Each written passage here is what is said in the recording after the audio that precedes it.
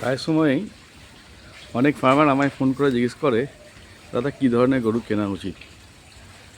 এখন দেখুন, আমাদের যদি ফার্মকে সাকসেসফুল করতে হয়, আপনার কাছে ভালো গরু থাকা প্রয়োজন।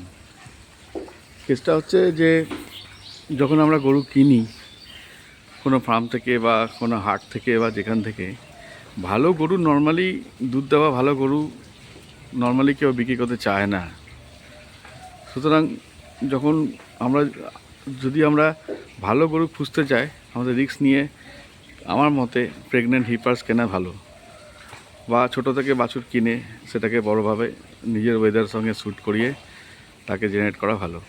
এরপর আমরা যখন উপায় থাকে না কোনো সময় দ্বিতীয় বিয়েনি বা তৃতীয় বিয়েনি গরু কিনি, তখন কিন্তু একটা বিরাট বড় রিস্ক থাকে যে যারা প্রথম বিয়েনি দ্বিতীয় বিয়েনিতে সেটা দুধ খেয়েছে, যদি সে ভালো হতো তাহলে তো তাকে বিক্রি নিশ্চয়ই করতো না। নিশ্চয়ই কোনো কিছু ওর মধ্যে লুকানো রোগ থাকে বা কোনো প্রবলেম থাকে, ম্যাসাইটিস থাকে, এইগুলো কিন্তু খুব সাবধানে দেখে নেওয়া উচিত। আর প্রেগনেন্ট হিপার্স নিলে যেমন সেখানেও যে সবসময় যে আমরা ঠকবো না এরকম কোনো কথা নেই। কারণ কেউ বলবে 30 লিটার দুধ দিল, দেখা গেল যে বাচ্চা হওয়ার পর দেখা গেলো 15 লিটার হলো কি 20 লিটার হলো। গরুর ব্রিড দেখে যারা এক্সপার্ট তাদের সমস্ত গরুর নানা রকম কোয়ালিটি যেগুলো হয়, যেগুলোর কারণে গরুর দুধ বেশি থাকে, মাদার হিস্ট্রি, সিমেন্ট ডিটেলস এগুলো নিয়ে কিনতে পারলে প্রেগনেন্ট হিপার্স বা হিপার্স কিনলে আমার মনে হয় সেটা সবচেয়ে বেস্ট।